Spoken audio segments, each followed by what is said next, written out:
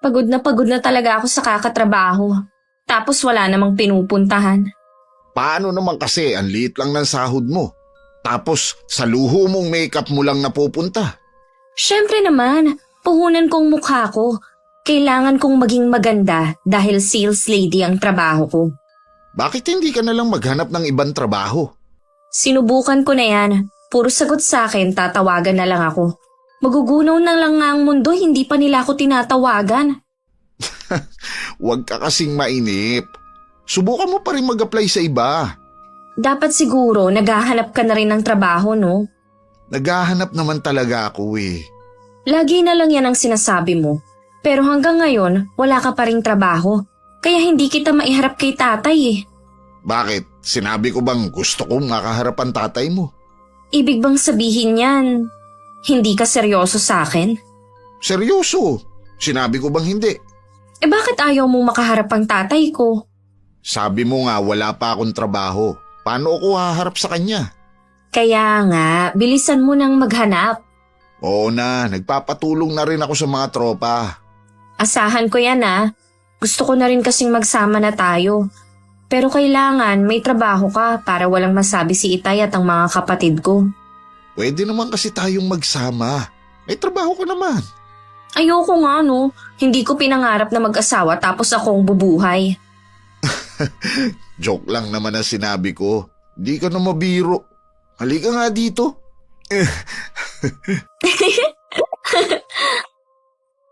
Kung gusto mong umangat sa buhay, magsikap ka at paghirapan mo ang sarili mong tagumpay.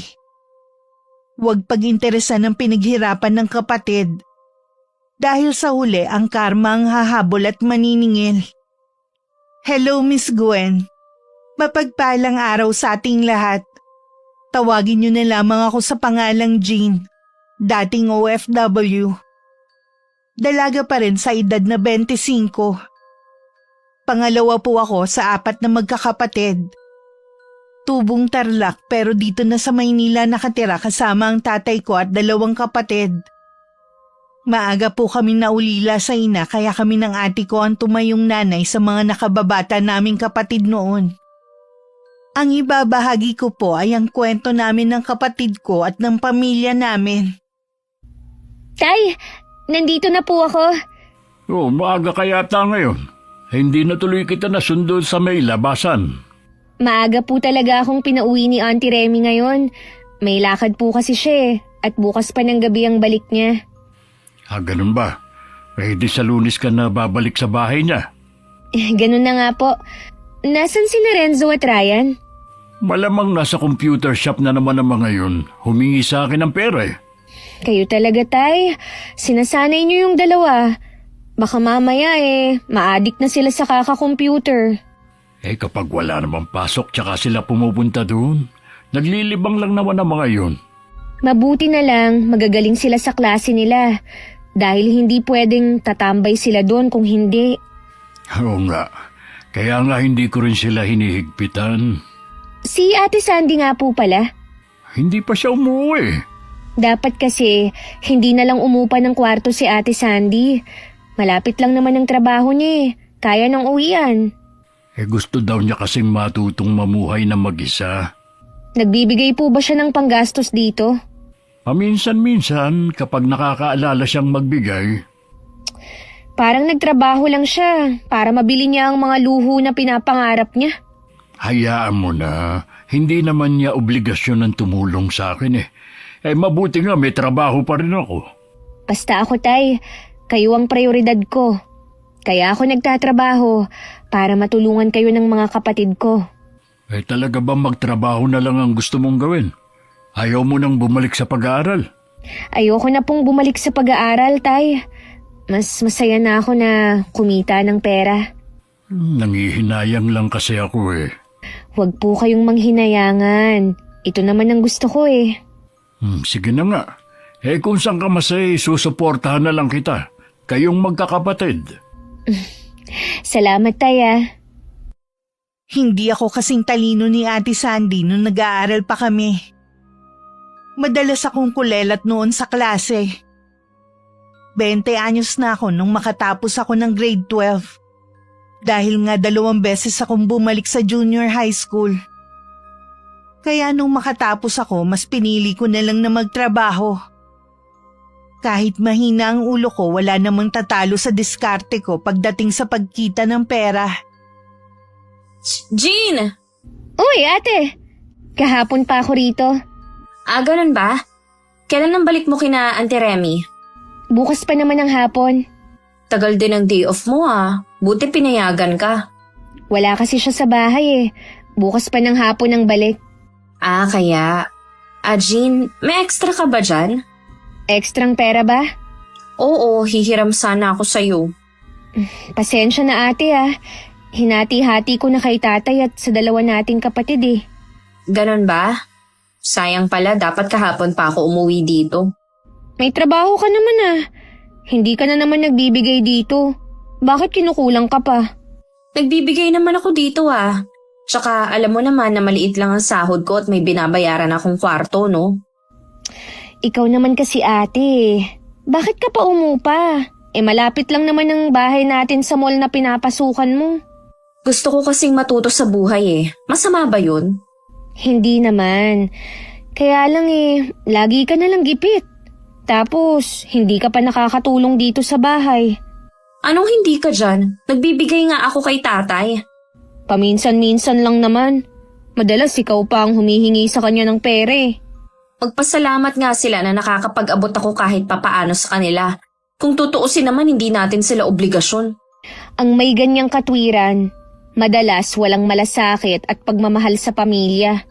Os talaga? Sino may sabi, ikaw? Isa na ako dun. Kasi mahal ko ang pamilya ko. Drama naman. Alam mo, wala akong pakialam kung madrama ako sa paningin mo. Pero sinasabi ko lang ang nararamdaman ko. Oo na. Ganito lang kami ni Ate Sandy magbangayan pero maya-maya lang bati na kami. Pagkatapos nga ng 1 oras, nagtatawanan na naman kaming 2. Naiiling na lang siya na dumiretso na sa kusina namin. Maya-maya sumunod naman ako sa kanya dahil may dala siyang ulam. Siguradong isda yun na lilinisin. Ako na lang po ang maglilinis niyan, tay. Pahinga na muna kayo. Salamat, Iha.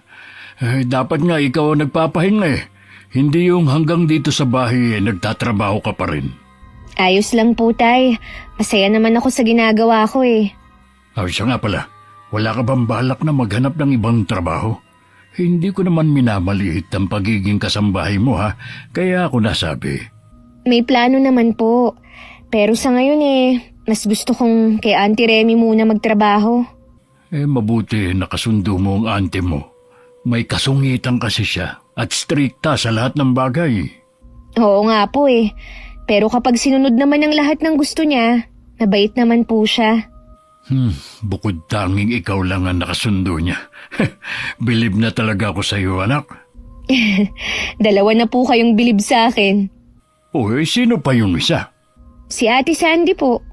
Magaling ka kasi makisama kahit noon pa. Nakuha mo ang ganyang ugali sa nanay mo. Nakakamiss ang inay. Sinabi mo pa. Tuwing nakikita nga kita, naaalala ko siya. Sa inyong magkakapatid kasi, bukod sa ugali, kamukha mo rin siya. Hala, si tatay naiiyak na. Hindi napuwing lang ako. Palusot pa talaga kayo Diyan ka na nga. Ikaw na rin ang magsaing ha. Magpapahinga lang ako sa kwarto. Sige po, ako na pong bahalang mag-isip kung anong luto nito. Nagpahinga na po kayo. Alam kong palusot lang ni Itay na magpapahinga siya. Sigurado akong tititigan na naman niya ang malaking litrato ni Inay at saka niya kakausapin. Mula kasi nang mamatay si Inay, madalas ko na siyang mahuli na ganun ang ginagawa. Bata pa naman ang tatay ko at pwede pa siyang mag-asawa. Pero pinili niyang gampanan na lang ang tungkulin sa aming magkakapatid. Jean, wala ka bang pangarap? Meron naman. Ano? Pangarap ko na makapagtrabaho sa ibang bansa. Wala ka namang tinapos, di DH lang ang bagsak mo. Alam ko naman yun. Ibig sabihin balak mo ngang mag-DH? Oo, basta makapagtrabaho sa ibang bansa. Iba ka talaga, sis. Ang lakas ng loob mo. Parang hindi mo nababalitaan yung mga nangyayari sa mga OFW sa ibang bansa. Alam ko naman yan. Pero ayokong isipin ang masamang karanasan nila. Mas gusto kong isipin na mas suswertehin ako kaysa sa kanila. Mukhang sigurado ka na talaga sa plano mo, ah. May passport ka na ba? Wala pa nga eh. Nag-iipon pa ako para maayos ko na yung mga kailangan ko. Good luck sa plano mo, ha? Kapag nandun ka na, huwag mo kaming kalilimutan. Oo naman, kahit hindi mo sabihin. Sino nga palang nagbigay sa'yo ng idea na mag-abroad? Eh di itong kahirapan natin. Wow, ha? Akala mo naman isang kahig isang tuka tayo. Alangan naman na hintayin ko pang mangyari yun. Sa bagay nga, bilisan mong pag-aayos ha para makaalis ka na. Pahiramin mo ako ng pera. Bukas na bukas din kukuha na ako ng passport. Ano ka? Wala pa nga akong sahod Nagmamadali ka O sige na, huwag ka nang magmadali. Mag-ipon ka na muna. Huwag mo muna palang babanggitin kay tatay Bakit ayaw mong ipaalam? Baka kasi kontrahin niya Oo nga, tsaka hindi ka talaga niya papayagan. Kahit sa dalawa nating kapatid, huwag mo munang sasabihin. Baka madulas kasi sila kay tatay Matagal ko nang iniisip na mag-apply sa abroad. Yung kaklase ko kasi dati nasa Kuwait na. Okay naman daw ang mga amo niya. Hindi naman daw malulupit lahat. Lalo tuloy akong ginanahan sa pag-iipon. Hanggat maaari kasi gusto kong sariling pera ang gagastusin ko para kung sakaling makaalis man ako, wala akong maiiwang utang. Balak ng kapatid mong pumunta sa abroad. Ang lakas naman ng loob niya. Oo nga bilib nga ako sa kapatid kong yun. May agency na ba siya? Hindi ko alam. Sigurado wala pa.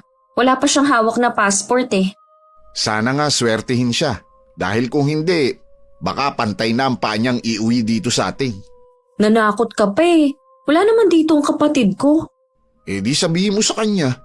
Sinabihan ko na siya, alam naman daw niya yung mga nangyayari sa mga Pinay doon.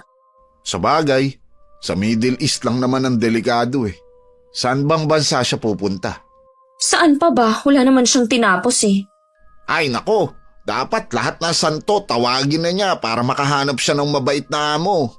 Magtitiwala na lang ako sa kanya.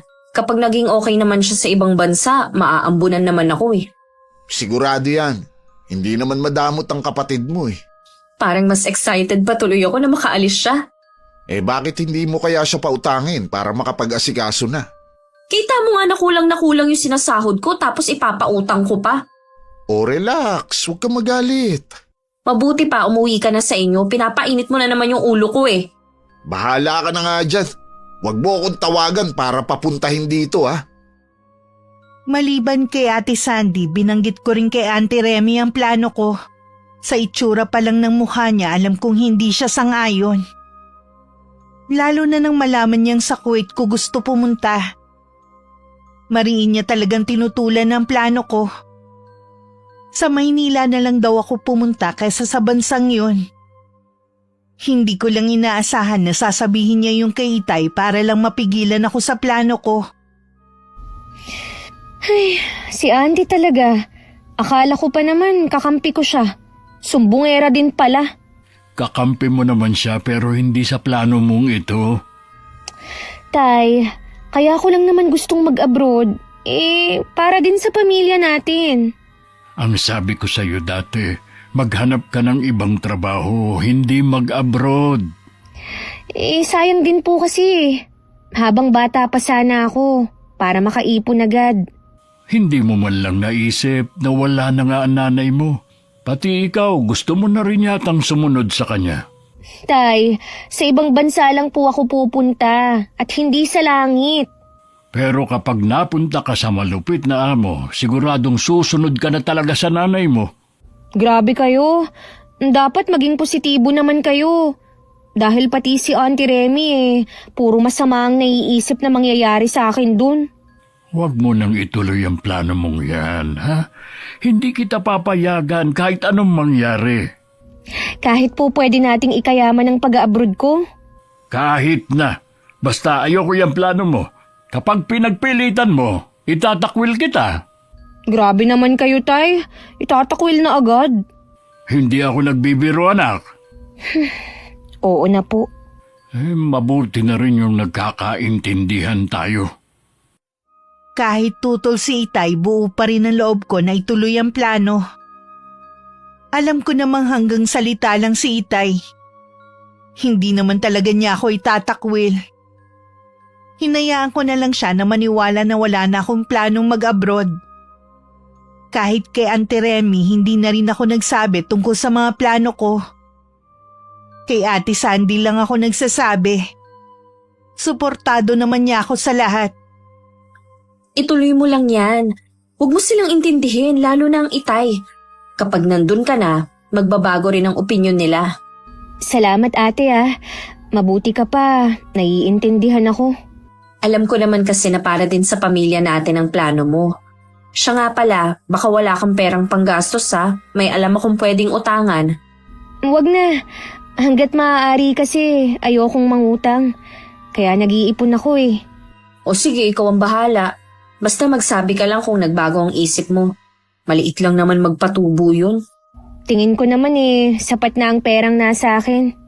Talagang pinaghandaan mo Oo, kasi ayokong mga abala pa ako ng ibang tao. Basta kapag aalis ka na, kami nang bahala ni Jimmy ang umarkila ng sasakyan na maghahatid sa'yo. Sinong Jimmy? Boyfriend ko. Iyon ba yung anak ni Mang Hill? Oo, kilala mo pala ang tatay niya. Silang mag-ama ang kilala ko. Bakit naman sa dami ng lalaki na pwede mong juwain yun pa? Grabe ka naman sa boyfriend ko. Tambay lang kasi ang lalaking yun Baka nga ikaw pa ang gumagastos kapag nagdi-date kayo. Naghahanap na siya ng trabaho. Ewan ko lang. Yung tatay nga nun, nuknuka ng tamad. Mana lang siya sa ama niya Hindi lang yun. Manluloko pa. Hindi naman katulad ng tatay niya si Jimmy. Buong buhay niya wala pa siyang nilokong tao. Talaga lang Baka naman ikaw ang kauna-unahan niyang maluloko kung sakali. Huwag ka namang ganyan kay Jimmy. Hindi mo pa nga siya nakakaharap ng personal. Hinusgahan mo na agad ang pagkatao niya. Hindi ko siya hinuhusgahan Yun talaga ang pagkakakilala sa kanila dito sa lugar natin. Alam ba ni tatay ang tungkol sa inyo? Hindi Hindi naman nagtatanong ang tatay kung may boyfriend ba ako Ate, kahit hindi nagtatanong si tatay, dapat sinasabi mo pa rin. At dapat na pinapaakyat mo ng ligaw. Hindi yung kung saan-saan lang kayo nagkikita. O baka naman magkasama na kayo sa iisang bahay. Kaya siguro, mas gusto mong mangupahan Hindi Ako lang ang mag-isa sa inuupahan ko. Sus, maniwala ako sa'yo. Di wag. Hindi ka na lang kasi umamin Kung gusto mo, pumunta ka pa sa inuupahan ko para malaman mong totoo. Bakit pa? Kailangan mo lang naman magsabi Dahil kung hindi, isusumbong kita kay tatay. Di magsumbong ka. Akala mo naman natatakot ako sa'yo Sige, hinahamon mo ko Sa inis ko kay Ate Sandy, pag uwi ni Itay galing sa trabaho, hindi pa man siya nakakaupo para magpahinga. Sinumbong ko na agad ang kapatid ko sa pakikipagrelasyon niya kay Jimmy. Kaya naman tinawagan agad ni Itay si Ate Sandy na umuwi ng bahay. Ako naman bumalik na sa bahay ng tiyahin ko para makaiwas sa galit ng kapatid ko. Para kasing nakikinikinita ako na ang mangyayari. Totoo ba na boyfriend mo ang Jimmy na yun? Ha? Tay, siguro si Jean ang nagsabi sa inyo, no? Hindi na mahalaga kung sino ang nagsabi. Sa dinabi-dami ng mga lalaki, bakit yung Jimmy pa na yun? Tay, siya talaga ang gusto ng puso ko. Baka naman nadala ka lang ng kagwapuhan niya. Maganda naman po ako Wala namang masama kung gwapo ang pipiliin ko. Walang problema kung gwapo basta yung matino. Yung may trabaho, hindi yung dakilang tambay lang. Baka mamaya nagmana pa yun sa ama niya. Mabait po si Jimmy at naghahanap na po siya ng trabaho. Wala lang talagang mahanap. Baka naman namimili rin gaya ng ama. Hindi po, Tay. Hinihintay na nga lang niya na tawagan siya eh. Gusto kong iharap mo sa akin ang lalaking yun. Gusto kong malaman kung seryoso ba siya sa'yo. Matanda na ako, Tay. Pwede ba huwag niyo na akong pakialaman? Anak kita, natural lang na pakikialaman ko ang buhay mo. Anong gusto mo? Mapariwara na lang? Sige na nga po, papupuntahin ko na dito si Jimmy. Pakiusap ko lang sa inyo, Tay, harapin niyo siya ng maayos. Basta maayos din siyang haharap sa akin. Kung hindi pa kinulit ni tatay ang kapatid ko, hindi pa niya papupuntahin ang boyfriend niya sa bahay namin. Tanghali na nung dumating ang dalawa. Nagmano naman si Jimmy kay tatay. Formal din naman ang damit nito. Halatang pinaghandaan ang pagpunta sa amin. Hindi na ako magpapaligoy-ligoy pa. Ano ba ang intensyon mo sa anak ko? Mahal ko po ang anak nyo. Katunayan po niyan handa ko siyang pakasalan. Hinihintay ko lang po na tanggapin niya ang alok ko. Bakit? May trabaho ka na ba? Naghahanap naman po ako. Ang lakas naman ang loob mong sabihin na pakakasalan mo ang anak ko. Wala ka naman palang trabaho. Gaya nga po na sinabi ko, naghahanap na ako. Dapat kasi trabaho muna hinanap mo bago girlfriend. Dati naman po akong may trabaho. Kaya nga ako sinagot ni Sandy. Nung kami na, tsaka naman ako nawalan. Ayusin mo muna yung buhay mo bago ka ulit humarap sa akin. Mang Felipe naman, maayos naman po ang buhay ko Ano pa ba ang dapat ayusin? Naisip mo ba? Paano kung mabuntis mo bigla ang anak ko? Ano ipapakain mo? Sige nga. Hindi naman po siguro. Nag-iingat naman kami ni Sandy Ano sabi mo? Huwag po kayong mag-alala. Pananagutan ko naman si Sandy kung sakaling mabuntis ko siya. Hindi ko siya tatakbuhan. Maniwala kayo sa akin. Wala na rin naman akong magagawa. Hindi ko naman kayo pwedeng paghiwalayin. Sana lang, tuparin mo yang pangako mo. Makakaasa po kayo, Mang Felipe. Parehong nakahinga ng maluwag ang dalawa sa naging desisyon ni Itay. Habang nagsasaya naman ang kapatid ko at boyfriend niya, abala naman ako sa pag-aasikaso ng mga dokumento na kailangan ko. Ilang beses rin akong lumuwas para pumunta sa agency. Nakausap ko na rin ang magiging employer ko sa Kuwait. Mukha namang mabait ang mag-asawa kahit mata lang nung babae ang nakikita. Nang sigurado na ang pag-alis ko, tsaka ako nagpaalam kay Auntie Remy na bakas ang pagkabigla sa muka. Hindi niya inaasahan yun. Sa huli, binasbasan na rin niya ang nalalapit kong pag-alis. Si Itay na lang ang dapat kong kausapin. Alam kong hindi magiging madali na harapin siya. Pero kailangan kong magpaalam sa kanya. Paalis ka na sa 1 linggo? Opo, Itay. Akala ko ba nagkaintindihan na tayo na hindi ka aalis? Oo nga, Tay. Kaya lang po, sayang kasi yung oportunidad 3 taon lang naman ang kontrata ko Akala mo yata ganun lang ang 3 taon. Napakatagal noon, anak. Kaya naman handa akong magtiis. Alang-alang sa pamilya natin. Gusto ko po kasi na mabigyan kayo ng magandang buhay. Baka ginagawa mo ito para sa sarili mo. Kontento kami ng mga kapatid mo kung anong meron. Ikaw ang hindi makontento. Tay naman. Oy, sige, umalis ka. Mula ngayon, wala na akong pakialam pa sa'yo. Hindi mo na rin naman ako pinakikinggan Nakikiusap naman po ako sa inyo. Intindihin niyo naman po ako. Lagi ko naman kayong iniintinding magkakapatid. Ang gusto ko lang naman, sama-sama tayo. Mahirap ba namang hingin yun sa inyo, ha? Magkakasama nga po tayo. Pero mahirap naman ang sitwasyon natin. Hindi naman masama kung mangangarap ako, di ba? Pwede ka naman mangarap na kasama kami. Ang pag-a-abroad po ang tutupad sa mga pangarap ko. Mukhang buo na talaga ang desisyon mo. Bahala ka na. Tay, ayoko pong umalis na may sama kayo ng loob sa akin. Sa tingin mo, mabilis lang mawawala ang sama ng loob ko sa ginawa mo, ha? Alam ko po na hindi ganun kadali. Pero ayoko pong umalis na mabigat ang dibdib ko. Galit pa rin ako sa ginawa mo. Pero babasbasan pa rin kita para maging ligtas ang biyahe mo. Dahil galit si Itay, hindi niya ako pinayagan na sa bahay muna mamalagi. Habang hinihintay ang araw ng pag-alis ko. Nagpaalam na rin ako sa dalawa kong kapatid kaya bumalik na ako sa bahay ng tiyahin ko. Doon na rin ako dinalaw ni Ate Sandy para makapagpaalam sa akin. Ikaw na ang bahala kay na tatay at sa dalawa nating kapatid ha, ate. Huwag kang mag-alala, akong bahala sa kanila. Hindi ko sila pababayaan. Sa'yo ko na rin ipapadala ang pera na para sa kanila. Kahit ano kasing pilit ko, ayaw ni Itay na siya ang tatanggap ng perang ipapadala ko eh. Oo naman.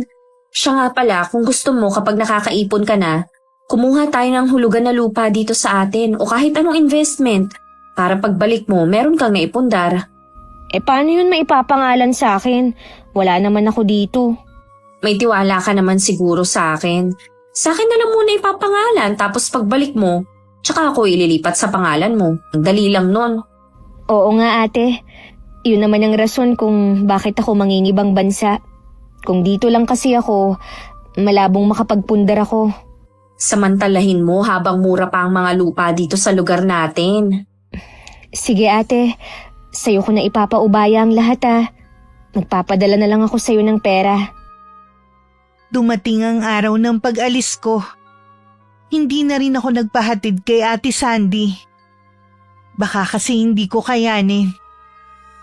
Mas gusto ko sana buong pamilya ko ang maghahatid sa akin pero hanggang ngayon galit pa rin sa akin si Itay. Nag-chat na lang ako sa kanya pero wala man lang sagot. Baon ng pag-asa na matutupad ko na rin ang pangarap ko, lumipad ako sa bansang Kuwait para magtrabaho bilang kasambahay. Tay! Tay! Nandito ako sa may likod. Bakit ba kung makasigaw ka parang may sunog sa kapitbahay? Kasi po tay, nagpadala na po si Jean ng pera. Ganun ba? Bakit parang hindi kayo masaya? Hindi ako interesado sa pera. Ang gusto kong malaman kung kumusta na ang kapatid mo doon. Nakakakain ba siya ng maayos? Mabait ba mga amo niya? Hindi ba siya minamaltrato? Isa-isa lang po ang tanong. Hindi ko naman kasi masasagot ng sabay-sabay yan eh. Di isa-isahin mo ang sagot. Bilisan mo na. Okay naman po si Jean doon. Mabait na istrikta daw po ang mag-asawa na walang anak. All around po ang trabaho niya at may 4 na aso siyang inaalagaan. 2 maliit at 2 malaki. Hindi daw siya masyadong nakakagamit ng cellphone dahil bawal po. Bakit kaya ayaw siyang pagamitin ng cellphone?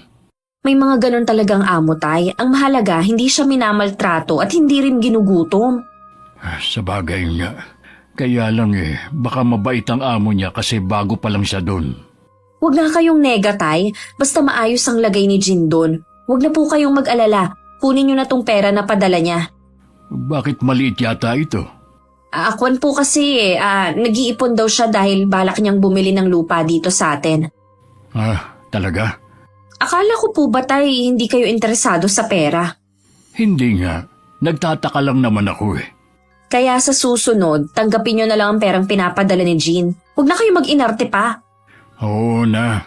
Sabi naman niya, tayo ang dahilan kung bakit niya naisipang mag-abroad. 3 buwan na ako sa Kuwait nang makipag-usap na sa akin si Itay. Sobrang saya ko noon dahil sa wakas bati na kami ng tatay ko. Kahit na homesick ako, masaya na rin ako dahil alam kong hindi na siya galit sa akin. Nawawala na rin kahit papano ang pagod ko sa maghapon tuwing nakakausap ko sila. Habang nagtatrabaho ako, tiwala naman ako na pinapadala lahat ng sahod ko kay Ate Sandy. Nakakita na raw kasi siya ng lupa na binibenta sa lugar namin.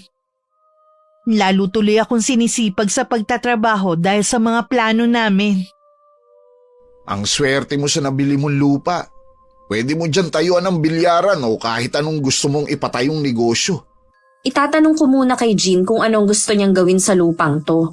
Hindi naman kasi sa akin to kaya hindi ako pwedeng magdesisyon. Di ba sa'yo nakapangalan yan? Sa akin nga, pero hindi ko perang ipinambili ko. O ikaw pa rin ang legal na nagmamay-ari nito dahil nakapangalan sa'yo. Kung ako, hindi ko na ito ibibigay sa kapatid mo. Huwag mo nga akong turuan na maging sakim ha. Ay, tinuturuan lang kita maging praktikal. Saan banda ang pagiging praktikal doon, Aber? Pag nanakaw ang gusto mo eh. Hindi Isipin mo na lang. Pagkakataon na natin to para magkaroon ng sariling lupa. Ang kapatid mo, marami pa siyang pagkakataon para umasenso. Tayo din naman eh. Tamad ka lang kasing magtrabaho. Bakit naman sa akin napunta ang usapan? Baka sakali kasing matauhan ka na. Kailan ka ba magbabago ha? Nangako ka pa naman kay Itay pero hanggang ngayon wala ka pa ring trabaho. Nag-uumpisa ka na naman eh. Makauwi na nga. Diyan ka magaling ang umiwas. Babalik na lang ako kapag nagbago na yung isip mo. Hindi mo mababago ang isip ko. Hindi ko magagawang lokohin ang sarili kong kapatid. Ilang araw nang laging nahihilo si Ate Sandy. Tuwing umaga din, lagi siyang naduduwal kahit wala pa naman laman ng tiyan niya. May hinala na siya kaya nagmadali siyang nagpa-check up. Tama nga ang hinala niya.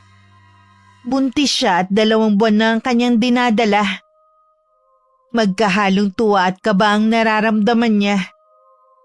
Agad niyang tinawagan si Jimmy para ipaalam ang kanyang kondisyon. Kahit si Jimmy natuwa sa binalita sa kanya ni Ate Sandy. Ang kailangan nilang gawin, magsabi kay Itay. Bakit ang aga nyo naman pumunta rito? Kasi po tay, may sasabihin kami ni Jimmy sa inyo. Ano naman ang sasabihin nyo? Tatay Felipe, hihingiin ko na po sana ang kamay ni Sandy. Di ba ang sabi ko sa'yo, hanggat wala kang maayos na trabaho, hindi mo pwedeng pakasalan ng anak ko. Paano po yan? Buntis na po si Sandy. Alangan naman na hindi ko panagutan. Ano ka mo? Binuntis mo ang anak ko? Akala ko ba sabi mo nag-iingat kayo, ha? Ano pong magagawa? Aksidente pong nakabuo eh. Ano ngayon na ipapakain mo sa anak ko? At sa magiging apo ko? Maghahanap na po ako ngayon. Hindi ka pa ba nagsasawa sa linya mong yan? Kasi ako, sawang-sawa na. Hindi na bago sa pandinig ko yan. Pangako po, maghahanap na po talaga ako ng trabaho. Gawin mo na lang, baka sakaling maniwala pa ako. Tay, kaya po kami nandito para humingi ng basbas sa pagpapakasal namin. Ano pa nga bang magagawa ko? Nakabuo na nga kayo. Mahigit 1 taon na rin po kaming may relasyon ni Jimmy. Hindi naman siguro masama kung gusto na namin magpakasal. Wala namang problema sa kasal dahil nasa hustong gulang na kayo. Ang problema nga ay naku, para na ako siramplakan nito. Salamat po tay at binasbasan niyo na kami ni Jimmy. Sinabi naman ni Ate Sandy na magpapakasal na nga sila ng boyfriend. Hindi na rin naman ako nagulat dahil alam ko doon na rin papunta ang relasyon nila. Humingi naman sa akin ng regalo si Ate Sandy. Pinadalhan ko siya ng malaking halaga para sa bibilhin niyang gamit ng magiging baby nila. Nabanggit kasi niya na nagdadalang tao na rin siya.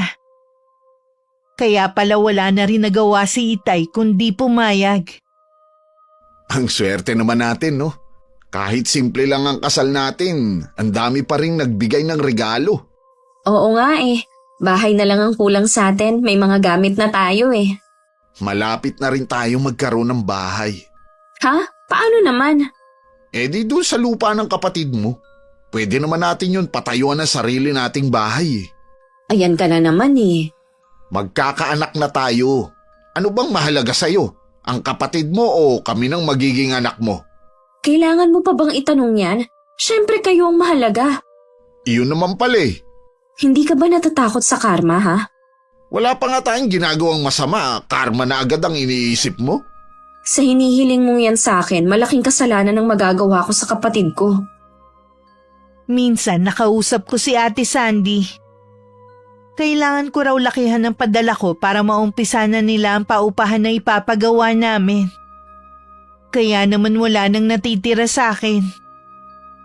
Ultimo yung naipon ko na ipadala ko na sa kanya. Wala naman akong pagsisisi dahil sa maganda na punta ang perang pinaghirapan ko. Nang sa wakas natapos ang pinirmahan kong kontrata, maayos ako nagpaalam sa mga amo ko na hindi na ako ulit pipirma ng panibagong kontrata.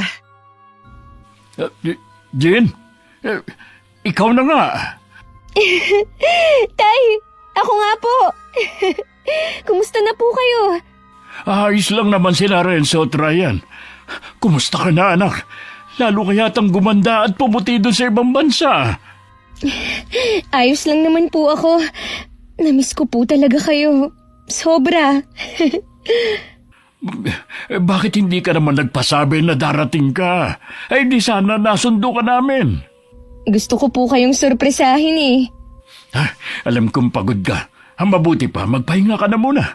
Mamaya pa ang uwi ng mga kapatid mo eh. Tay, excited na po akong makita ang mga naipundar ko. Pati yung lupang binili ko. Naipundar? Anong ibig mo sabihin?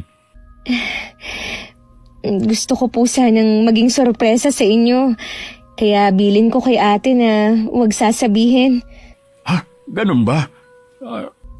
Tay, akala ko po ba dito nakatira sina ate Sandy? Lumipat na sila mga ilang buwan na ang nakakalipas doon sa bahay nila. May bahay na po pala sila.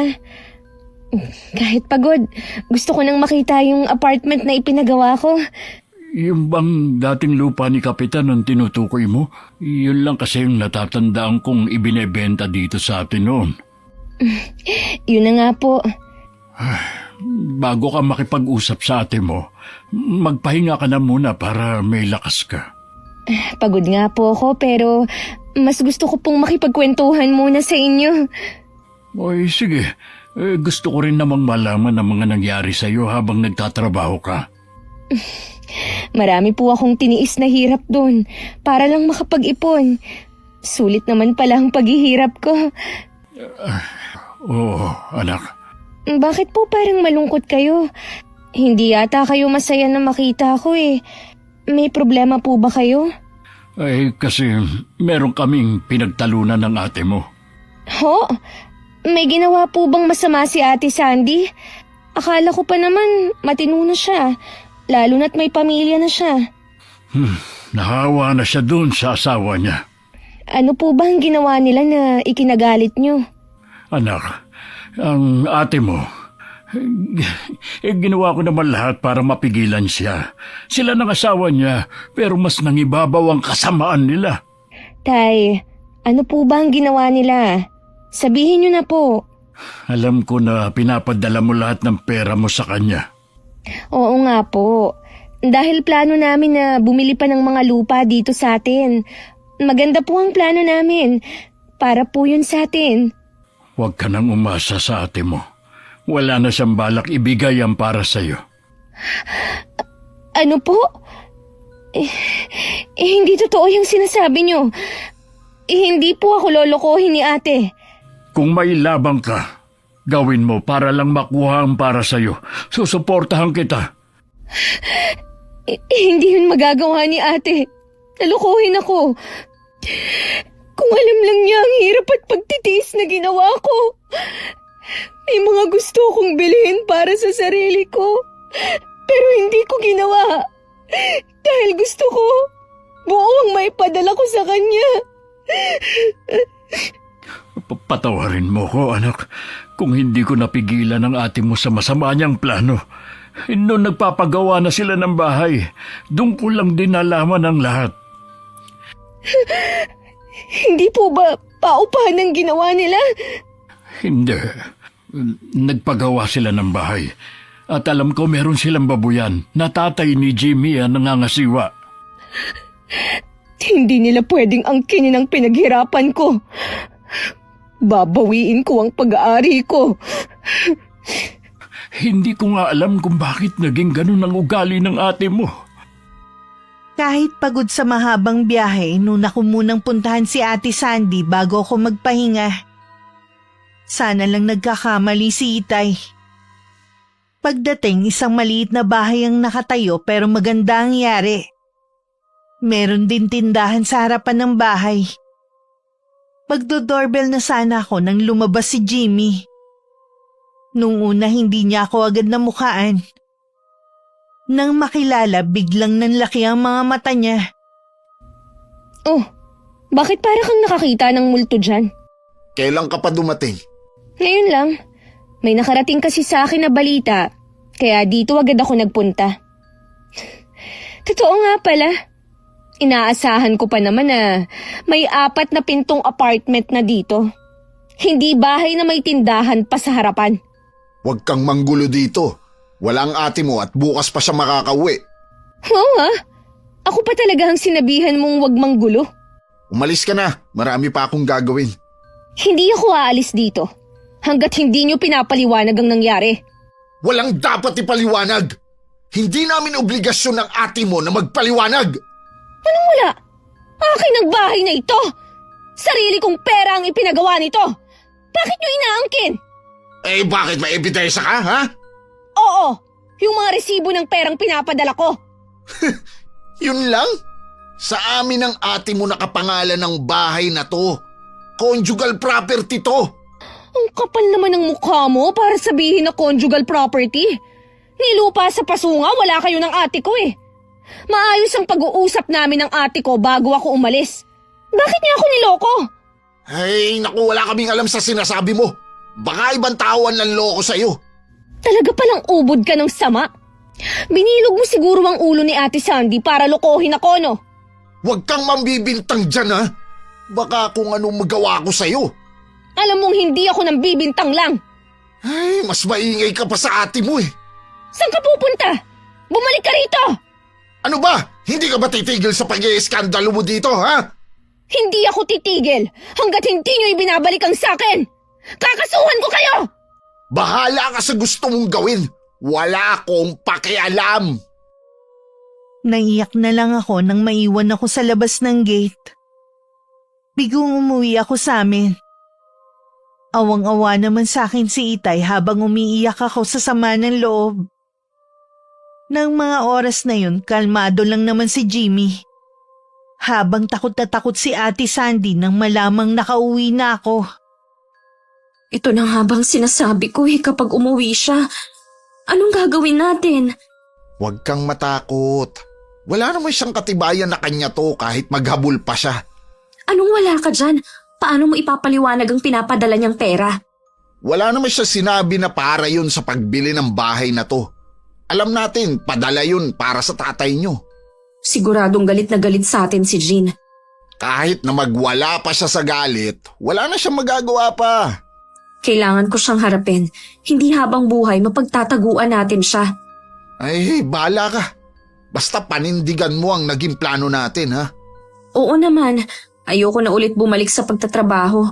Tapos napakaliit ng sahod. Iyon naman pala eh.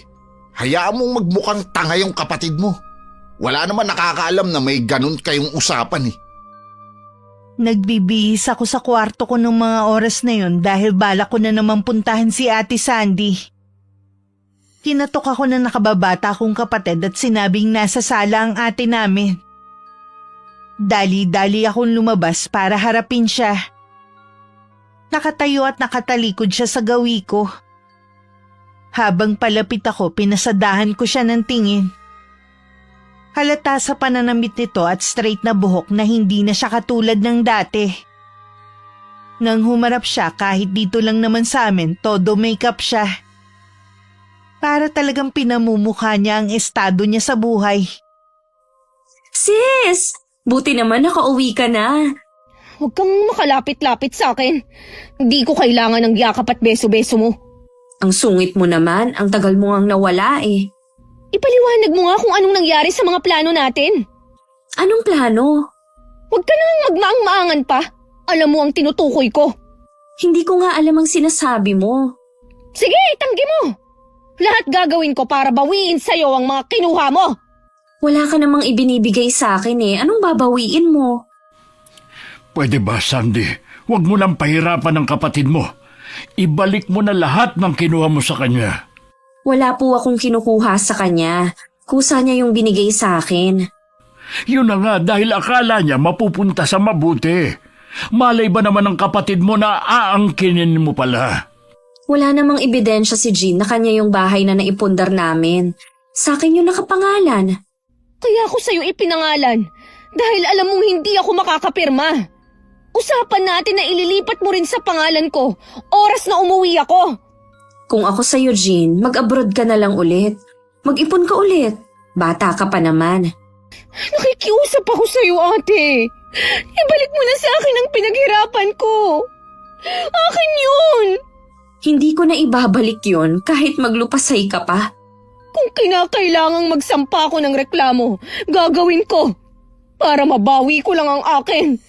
Gawin mo kung anong gusto mo. Ito lang ang tandaan mo. Gagastos ka lang ng malaki. Ikaw lang naman ang maaabala. Anong klase kang kapatid, Ate Sandy? Ganyan ba talaga ang ugali mo? O nahawa ka na sa asawa mo? Huwag mo na nga madamay-damay ang asawa ko. Wala naman siyang kinalaman dito eh. Anong wala? Siya nga ang dahilan kaya nagawa mo akong lokohin. Maawa ka naman sa kapatid mo, Sandy. Para matapos na to, ibalik mo na ang kinuha mo sa kanya. Huwag kang makinig sa asawa mo. Hindi, Tay. Sa pagkakataong to, sarili ko naman ang iisipin ko at kapakanan ng pamilya ko. Lagi nyo na lang iniisip ang babaeng to. Palibhasa kasi siyang paborito ninyo. Pantay-pantay lang ang trato ko sa inyong magkakapatid. Alam mo yan. Ikaw nga ang mas pinapaboran ko sa inyo dahil ikaw ang panganay. Oo nga, sa amin ni Jean akong pinagtapos nyo. Naibigay nyo lahat ng kailangan ko pero ramdam ko na si Jean pa rin ang mahalaga sa inyo. Walang ibang magaling at mabait na anak sa inyo kundi siya. Ikaw lang ang nag-iisip niyan. Ni minsan nga hindi kita inobligan na tumulong sa amin ng mga kapatid mo. Si Jean, lagi siyang may kusa. Tayo ang prioridad niya kaysa sa sariling kaligayahan. Tapos kaiinggitan mo pa siya? Hindi ko po kinaiinggitan si Jean. Anong hindi? Ano yung sinasabi mo ngayon, ha? Sinasabi ko lang naman na walang mahalaga sa inyo kundi itong boba niyong anak. Ang kapal mo naman para tawagin akong boba. Baka nakakalimutan mo na dahil sa pagtitiis ko sa ibang bansa, masarap ang buhay na tinatamasa nyo.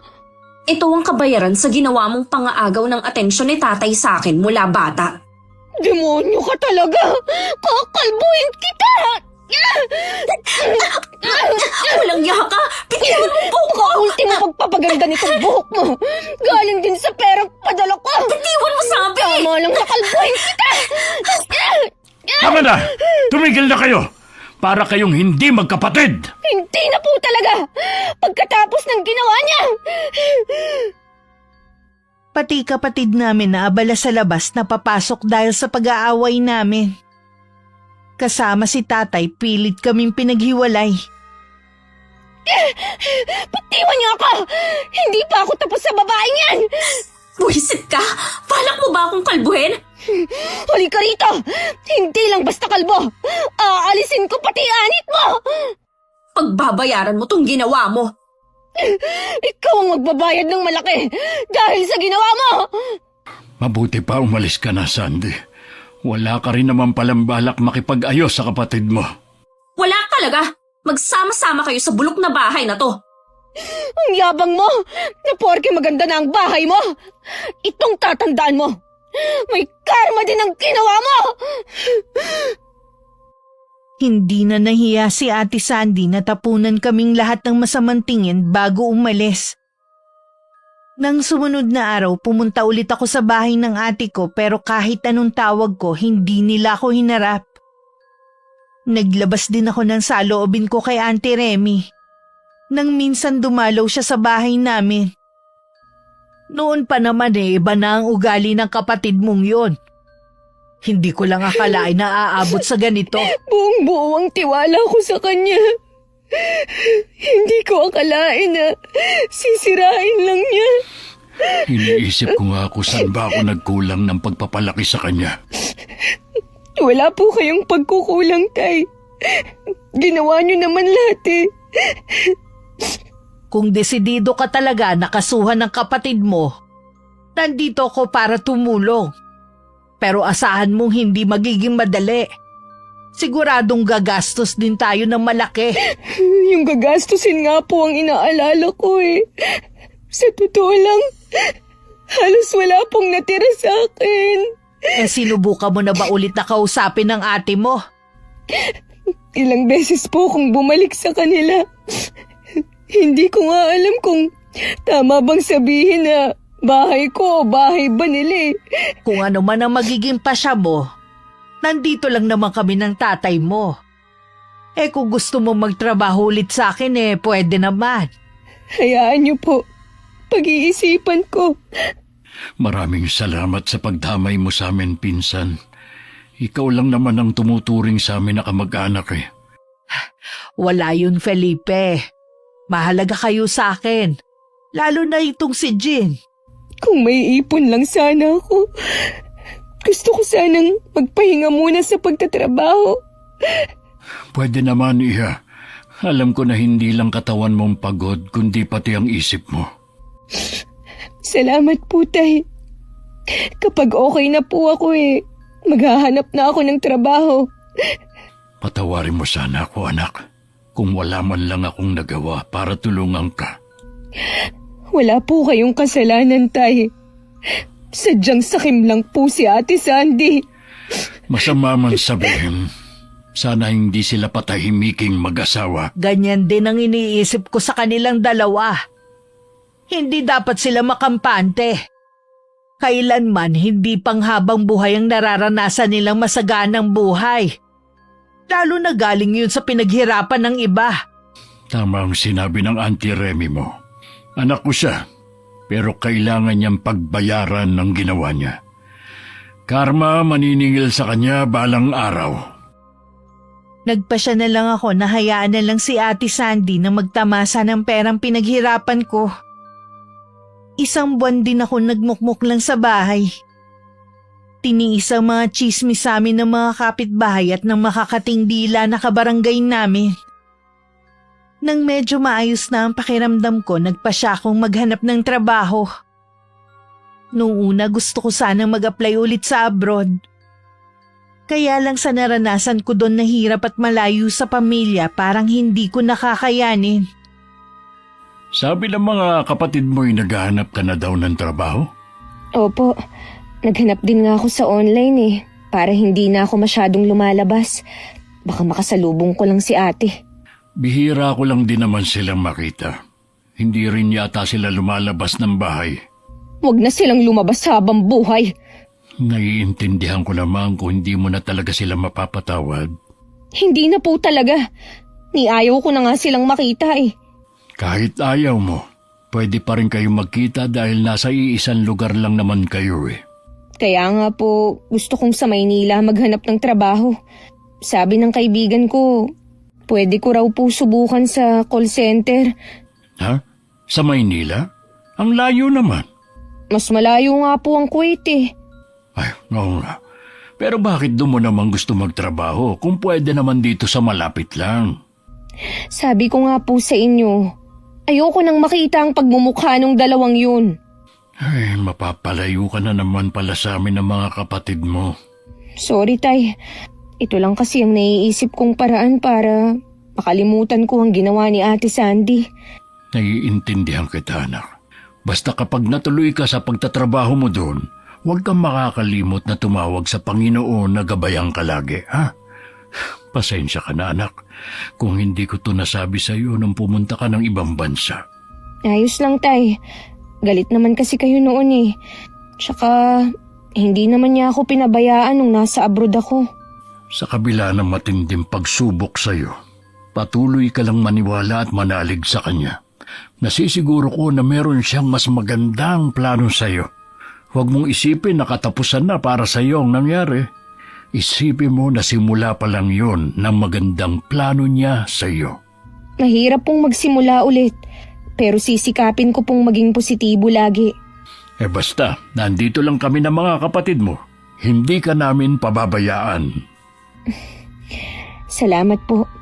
Kayo ang laging nagbibigay sa akin ng inspirasyon. Siguro kinakatigan din ako ng swerte. Agad ako natanggap sa trabaho sa Maynila. Nagkataon namang may bahay si Auntie Remy doon kaya hindi ko na kailangang mangupahan pa. Malaki rin ang pasasalamat ko sa kanya dahil nanatili siya sa tabi ko. Hindi na rin kami nagkita ni Ate Sandy. Hindi ko alam kung sadyang umiiwas sila sa akin. Iniwasan ko rin makibalita sa nangyayari sa kanila. Ang gusto ko lang magtrabaho lang para makatulong kay Itay. Balita ko sa Maynila na nagtatrabaho si Jean. Ah, talaga? Akala ko pa naman babalik siya sa abroad. Bata pa naman siya. Bakit kaya hindi na lang siya mag-abroad kaysa sa Maynila? Maliit lang sahod doon. Saan mo nga pala nalaman ang balitang yan? Kay paring Alwin. Di ba malapit lang bahay niya sa tatay mo? Tapos yung asawa niya, marites din. Kaya hindi ako masyadong naglalalabas eh. Pinagpipiestahan kasi ng mga chismosa ang buhay natin. Huwag mo na lang silang pansinin. Hanggang kuda lang naman yung mga yun eh. Tama ka, hindi ko lang kasi maiwasan na maapektuhan sa mga sinasabi nila eh. Bakit nga pala bihis na bihis ka?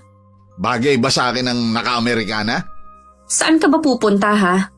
Birthday nung kumpare ko galing Canada. Inimbita ko.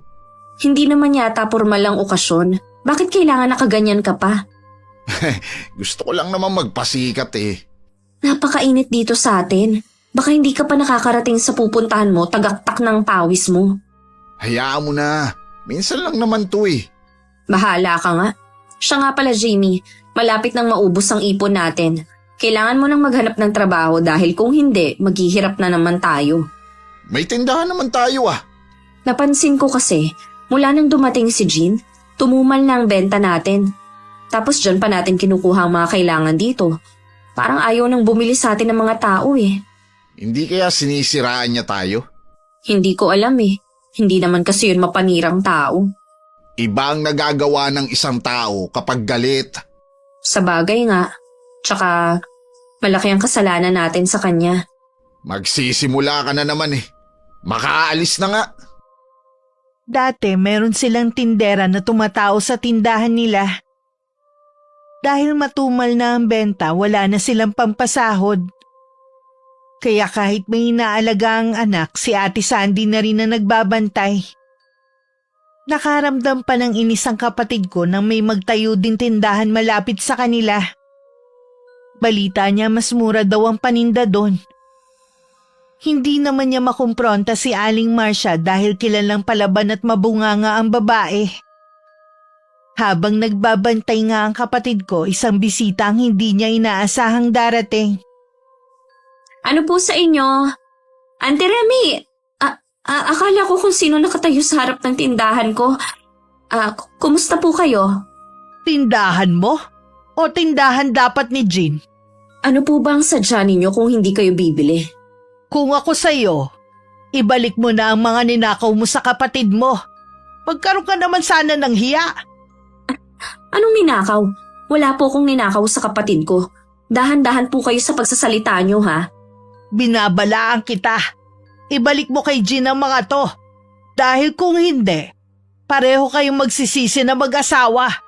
Kawawa naman ang anak nyo kung maagang mauulila.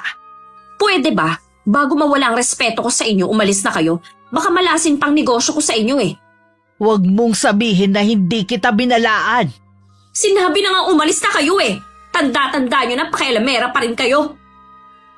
Nagpupuyos pa rin sa galit si Ate Sandy kahit wala na ang tiyahin namin. Lalo pang nakadagdag sa inis na nararamdaman niya nang makarating ang balita na yung mga dati naming kamag-anak na malayo sa amin nakikipaglapit na. Personal pa nga kaming inimbita sa reunion ng pamilya. Inimbita ba tayo sa reunion nyo? Hindi, sinatatay lang. Nakasalubong ko nga yung pinsan ko kahapon. Wala naman siyang binanggit. Pumunta na lang tayo. Ganun ba talaga kakapal ang mukha mo ha? Ano bang masama kamag-anak ka naman. Kahit kailan talaga mahilig ka sa mga okasyon. Imbis na paghahanap ng trabaho ang iniintindi mo. Hayang ka na naman Baka akala mo hindi nakarating sa akin ang nangyari sa mga pinaalagaan nating baboy sa tatay mo. Yun ba? Mga napeste nga. Kaya kailangan ulit magsimula. Saan naman tayo kukuha ng panimula? Wala na akong hawak na pera. Kita mo nga, wala nang laman ng tindahan natin. Ibenta na lang kaya natin ang bahay na to. Ano ka mo? Yan lang ba ang naiisip mong solusyon, ha? At saan tayo sa tingin mo titira? Para nga makapagsimula tayong muli. Pwede naman tayo sa bahay ng mga magulang ko eh. Alam mong maraming nakatira sa bahay tapos makikisiksik pa tayo. Pansamantala lang naman eh.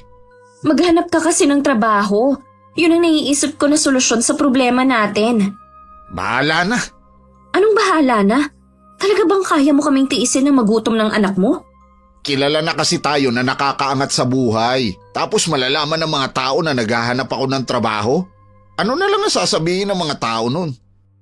Ang sasabihin pa talaga ng mga tao ang inaalala mo kaysa sa kalagayan natin. Natural. Dahil ayoko masira ang imahe ko.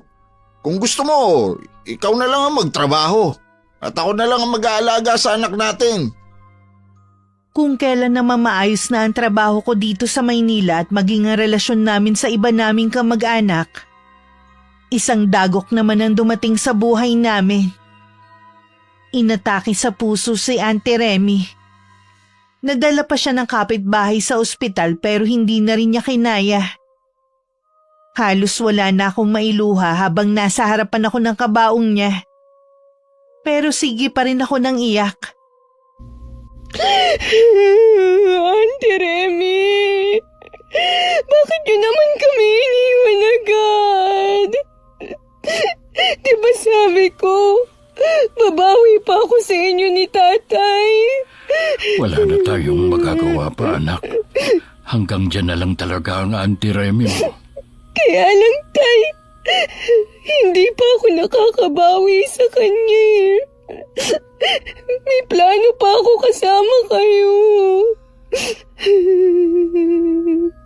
Nasisiguro ko sa'yo na ang huling sandali ng Auntie Remy mo ang pinakamasaya sa lahat.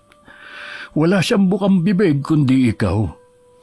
Alam mo naman na napakasungit ng auntie mo na yan. Bukod tanging ikaw lang ang nakasundo niya. Kaya marami sa mga kamag-anan natin ang bumilib sa'yo. Yung pagiging masungit ni Auntie Remy, pakitang tao lang po niya yun. Dahil sa ilang beses siyang naloko at nasaktan noon. Pero nung kami ang magkasama, wala na kaming ginawa kundi magtawanan. Para kaming magbarkada noon. Hindi ako tatagal sa pagtatrabaho sa kanya kung hindi siya mabait. Kinailangan ko lang talagang mag-abroad noon dahil sa pangarap ko. Isipin na lang natin na masaya na siya kung nasaan man siya naroroon. Tapos na ang paghihirap niya dito sa lupa. Yun na nga lang po ang iniisip ko eh. Pero masakit pa rin po na hindi na natin siya makakasama. Ganon talaga. Lahat tayo may hangganan sa mundong ito. Kaya tama lang ang ginawa mo na bigyan ng importansya ang auntie mo bago siya pumanaw. Auntie, mamimiss ko kayo. Yung tawanan natin.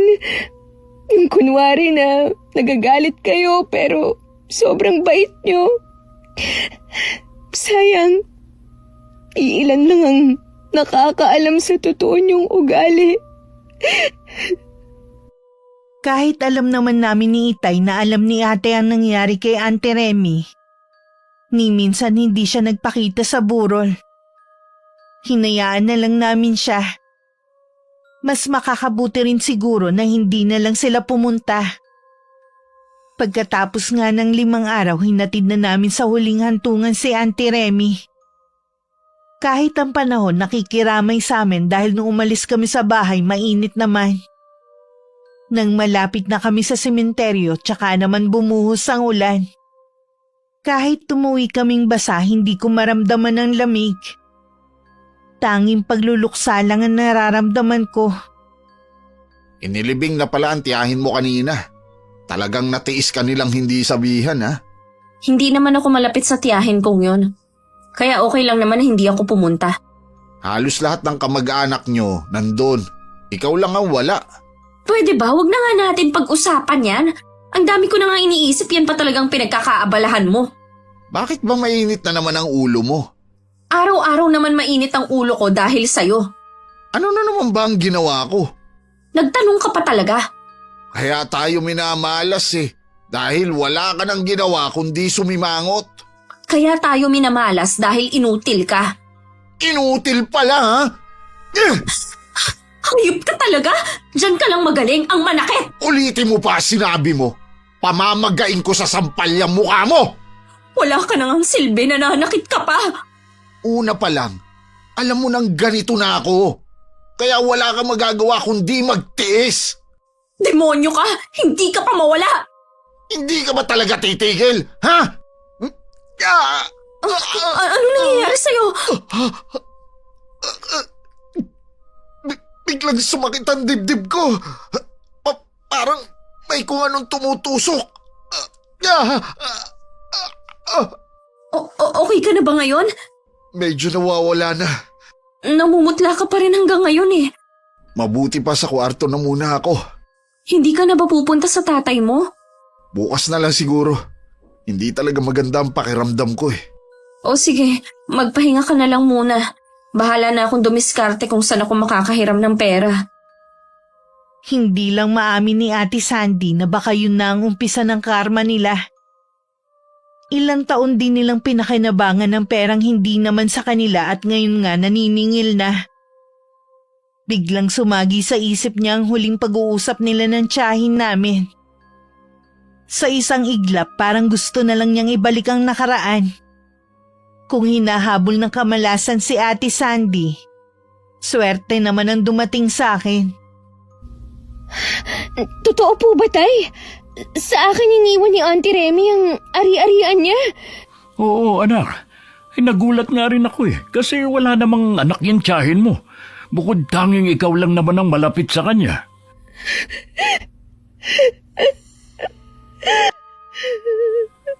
Oh, bakit ka naman umatungal na parang baka dyan?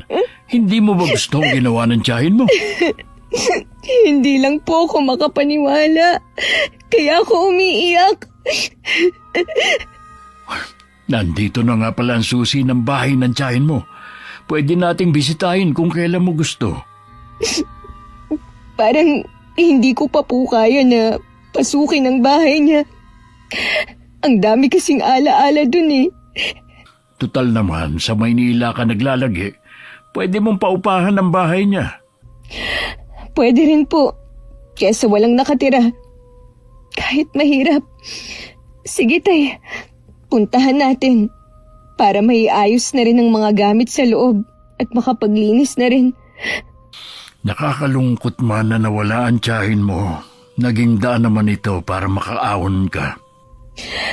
Ngayon ko po lalong napatunayan kung gaano niya ako kamahal. Alam na rin ng mga kamag-anak natin at masaya sila para sa'yo. Hindi naman po pala ganun kasasamahang mga kamag-anak natin eh. Oo nga, minsan talaga hindi maganda yung mauunang panghuhusga dahil lang sa hindi tayo pinapansin. Oo nga po. Nung reunion nga po, ang saya nating lahat. Doon ko sila mas lalong nakilala. May kasalanan din naman ako. Dahil sa agwat ng katayuan ng buhay natin sa kanila, parang nahiya na akong makipaglapit. Pero pagkatapos ng reunion, lagi na kami nagbabatian ng mga pinsan ko. Ganon din po ako. Biglang nawala ang ilangan. Oh, paano? Bukas na tayo pumunta sa bahay ng tiyahin mo. Magpahinga ka na muna. Kinabukasan nga pagkatapos ng almusal pumunta na kami sa bahay ni Auntie Remy. Sa bungad pa lang ng pinto nangingilid na ang mga luha ko. Kahit saan sulok ng bahay naaalala ko si Auntie. Tama lang siguro ang sinabi ni Itay na paupahan na lang namin ang bahay na ito. Hindi ko rin kasi kakayanin na tumira dito dahil baka malunod lang ako sa lungkot. Nakita ko nagtungo sa may kusina si Itay. Ako naman pinasok ko ang kwarto ni Auntie. Yun ang kauna-unahang pagkakataon na mapapasok ko yun. Noon kasi mahigpit niyang ipinagbabawal ang pagpasok doon. Nang nasa loob na ako, nagulat ako sa nakita ko. Kaya tinawag ko si Itay. Ano po ang ibig sabihin ng altar na ito? Bakit may ulo ng kambing? Hindi kaya yan ang sinasamba ni Auntie Remy? Sa palagay ko, nagsagawa siya ng ritual dito. Para saan po? Ang gamit na nandito ginagamit sa orasyon para tawagin ang prinsipe ng kadiliman. Hindi ko alam na may alam sa karunungang itim si Ate Remy. Ibig niyo pong sabihin, mangkukulam siya? Ganun na nga. Pero sino kaya ang kinulam niya? Kahit ganun po na masungit si Auntie Remy, wala naman po siyang nakakagalit dahil ilag nga sa kanyang mga tao. Nung hindi pa kami nagkakakilala ng nanay niyo, may balita na kumakalat dati sa lugar na ito na ang nanay daw ni Ate Remy may alam sa karunungang itim. Pero wala namang makapagpatotoo hanggang sa namatay na lang siya. Hindi po kaya si Auntie ang nagmana ng kaalaman ng kanyang ina? Ganun lang nga yun. Dahil hindi inaasahan ang kamatayan niya, hindi niya na naitago ang lihim niya. Iniligpit na namin ang mga gamit na nandun. At inilibing na namin sa hukay ang mga gamit niya sa pangungulam. Si tatay na rin na nakipag-usap sa pare para mabindisyonan ng buong bahay bago namin papinturahan. At ipaayos ang ilang sira katulad ng cabinet sa kusina. Isang buwan din bago namin yung pinaupahan. Isang pamilya ang umuupa doon na may isang anak na dalaga at pareho ding may trabaho ang mag-asawa. Hindi mo man lang ba dadalawin ang pamilya mo? Galit sila sa akin, di ba? Ni hindi nga nila ako naalala nung reunion at kung kumusta na ba ako ngayon. Balita ko, nakabangon na ulit si Jean. Mas sinuwerte pa nga siya. Biruin mo, 2 bahay ang pinamana sa kanya at pera ng tiyahin nyo. Bakit kaya sa kanya ipinamana ikaw ang mas matanda? Malapit siya sa tiyahin namin yun kaya hindi na nakapagtataka. Alam kaya nila ang kalagayan natin? Siguro, nasa iisang barangay lang naman tayo nakatira eh. Oo nga eh. Tapos yung tatay mo, hindi man lang madalaw ang apo niya. Ilang beses naman siyang dumalaw dito, hindi lang natin siya hinarap. Buisit kasi. Ba't ba walang gustong bumili ng bahay na to? Hindi ko alam kung totoo ang sinasabi ng mga kapitbahay natin na may nakikita silang matandang babaeng nakadungaw lagi sa bintana. Huwag kang nga maniniwala sa kanila. Nananakot lang mga yun para walang bumili sa bahay na to.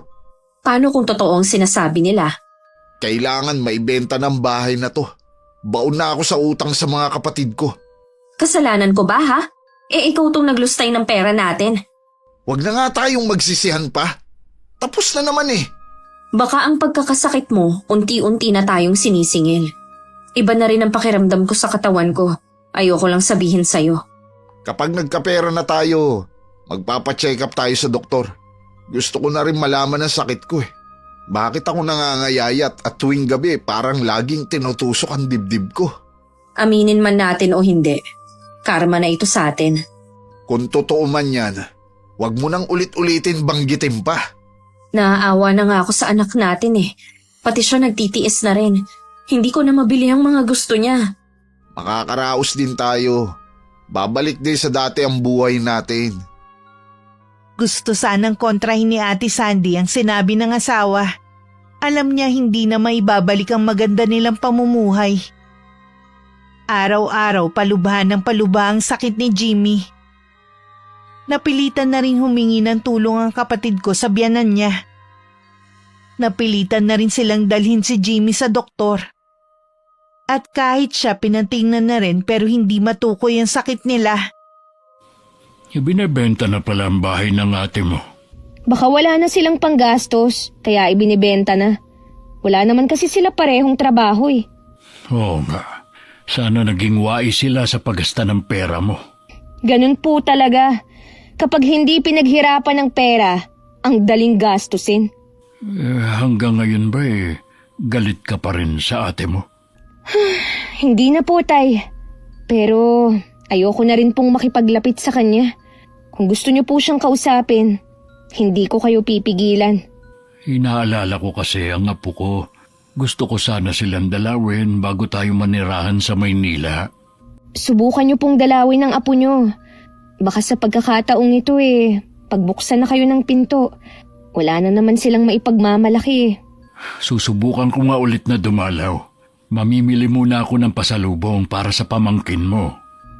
Tay, sigurado po ba kayo na hindi lang kayo napipilitan na sumama sa akin sa Maynila? Oo naman.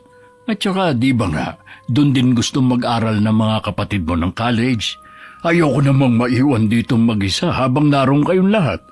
Inaalala ko lang po kasi kayo. Baka manibago po kayo. Huwag mo akong alalahanin. Basta kasama ko kayo, masaya na ako kahit saan pa tayo tumira. Salamat po, Tay. Naalala ko lang kasi ang mga sinabi nyo dati eh. Hindi natin masasabi kung hanggang kailan na lang tayo sa mundong ito. Gusto ko lang po kayong makasama lagi. Ako rin, anak. Kayo na lang ang kaligayahan ko.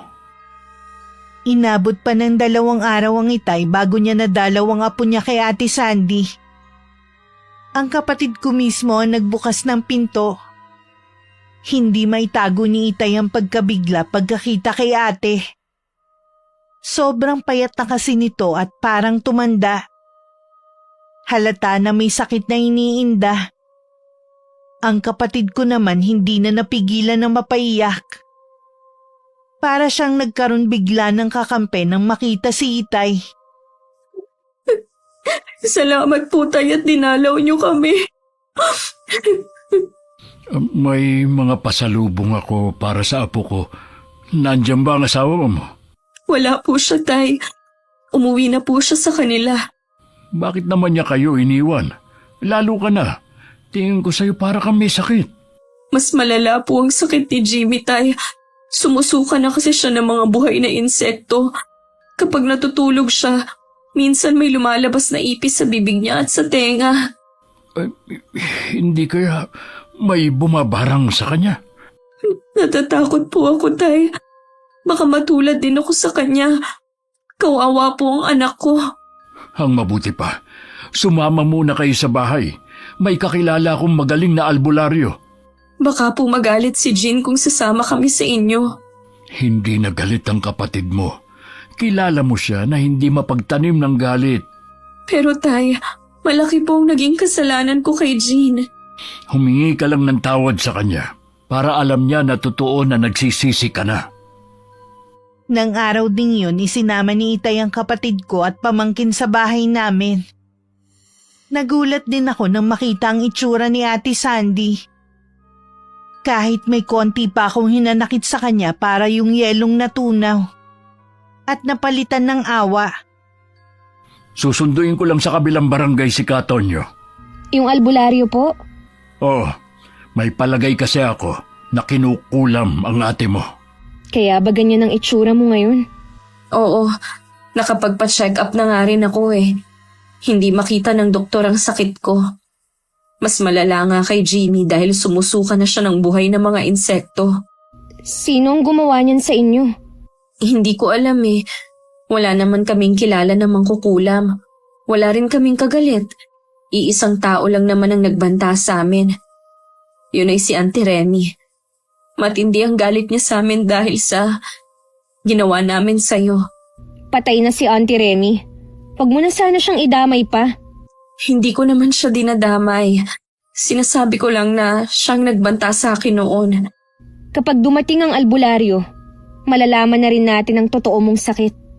Jean, sana hindi pa huli para humingi ako ng tawad sa'yo sa mga nagawa ko. Pinagsisisihan ko ng lahat. Karma na sa aming mag-asawa ang nangyayari. Pinatawad na kita sa mga nagawa mo. Pera lang naman yung nawala eh. Pero hindi ko alam kung maibabalik pa ang tiwala ko. Naiintindihan ko naman kung hindi na babalik ang tiwala mo. Nagpapasalamat pa rin ako dahil pinatawad mo pa rin ako. Magpahinga ka na muna. Ako na ang bahala sa anak mo. Kanina pa nga ako nanghihina eh. Baka nagugutom ka. Ikukuha kita ng pagkain. Wag na. Natatakot kasi na lumala ang karamdaman ko kagaya ni Jimmy. Magsabi ka na lang kung may kailangan ka. Mula sa labas ng kwarto, dinig ko ang daing ni Ate Sandy. Alam kong hindi na maganda ang lagay niya. Panay din ang silip ko sa may bintana kung paparating na ba si Itay. May kalayuan din kasi ang kabilang barangay. Pinuntahan ko muna si ate sa kwarto. Ate, okay ka lang? Hindi ko na kaya, Jean. Hirap na ako. Huwag kang susuko, ate. Isipin mo ang anak mo. Mas ikaw ang kailangan niya. Alam ko, kaya lang sobrang sakit na nararamdaman ko. Teka lang, nandiyan na yata si Itay. Papasok pa lang si Itay kasama si Katonyo sa may pinto nang lumabas ako. Nakahinga naman ako ng maluwag dahil sa wakas malulunasan na rin ang kapatid ko. Inihatid lang siya ni Itay sa loob ng kwarto kung nasan si Ate Sandy at lumabas na rin. Naiwan naman ako nag-iisip sa sala. Tumabi naman sa akin si Itay at tinanong kung ano ang iniisip ko. Naisip ko po bigla na baka si Auntie Remy ang kumulam sa dalawa. Sabi po kasi ni ate, pinagbantaan sila ni Auntie. Sumagi rin yan sa isip ko. Hindi naman ako naniniwala na intensyong patayin ng tiyahin mo ang ate mo. Baka gusto lang niyang takutin ang mag-asawa. Yun nga lang, inatake na siya sa puso. Kaya yung naabutan natin sa kwarto niya, orasyon na hindi natapos. Nangako pa naman ako na wala akong pagsasabihan sa sikreto ni Auntie Remy. Hindi na natin kailangan na sabihin sa kanya. Ang importante, gumaling siya alang-alang sa anak niya. Hindi siya maaring maulila pareho sa magulang. Ano pong ibig niyong sabihin? Wala na si Jimmy. Nakasalubong ko kaninang kapatid niya. Pumanaw na nga raw yun. Hindi na kinaya ang sakit na nararamdaman. Kawawa naman po ang pamangkin ko. Pinagbayaran niya ang kanyang ginawa sa malupit na paraan. Kung nasan man sana si Auntie Remy, patawarin na niya si ate. Bali wala ang yaman na ipinamana niya kung mawawala ang kapatid ko. Magtiwala lang tayo kay Katonyo. Alam ko na mapapagaling niya ang kapatid mo. Panay ang usal ko ng dasal para sa kaligtasan ng kapatid ko. Uli ko na patunayan na mabisa talaga ang dasal. Makalipas kasi ang 2 oras, lumabas na ang albularyo na si Katonyo at sinabing magaling na si ate. Makahulugan pang ngiti ang ibinigay niya kay Itay. Alam kong meron na silang usapan na ilihim nito ang kumulam kay Ate Sandy. Akala ko talaga katapusan ko na. Sa kauna-unahang pagkakataon, tumawag ako sa kanya. Hindi niya ako binigo. Lagi kang tatawag sa kanya. May kailangan ka man o wala. Tanging siya lang ang maaasahan natin kahit nasan man tayo o sa anong sitwasyon. Oo, Jean. Salamat at itinuro mo ulit sa akin ang tamang daan. Huwag ka na sanang maliligaw ulit, Ate Sandy. Si tatay ang nagsabi sa kanya sa kung ano nangyari kay Jimmy. Nakakaawa ang iyak ni ate. Pero alam kong mas pinatatag na siya ng pangyayari at dahil sa anak nila. Matulin na lumipas ang 3 buwan. Tumanggi ang kapatid ko na sumama sa amin sa Maynila. Mas gusto daw niyang manatili sa probinsya namin at matutong haraping mag-isa ang buhay. Para makapagtrabaho, kumuha siya ng magbabantay sa anak niya. Sa bahay namin siya nakatira at yung bahay na ipinagawa nila binenta niya. Saka ibinigay sa akin ng pera kahit anong tanggi ko. Itinabi ko na lang yun para kung may emergency sa pamilya may magagamit kami. Huwag pag-interesan ng hindi mo pinaghirapan. Dahil sa huli siguradong may karmang maniningil. Katulad sa nangyari sa kapatid ko. Sa umpisa lang sila naging masaya at marangya ang buhay. Sa huli, puro sakit at pighati ang naranasan nilang mag-asawa. Kaya bago gumawa ng masama sa kapatid o ibang tao, pag-isipan muna ito ng maraming beses. Salamat sa pagpili ng aking storya, Miss Gwen. Naway kapulutan ito ng aral ng inyong mga taga-subaybay. Wakas.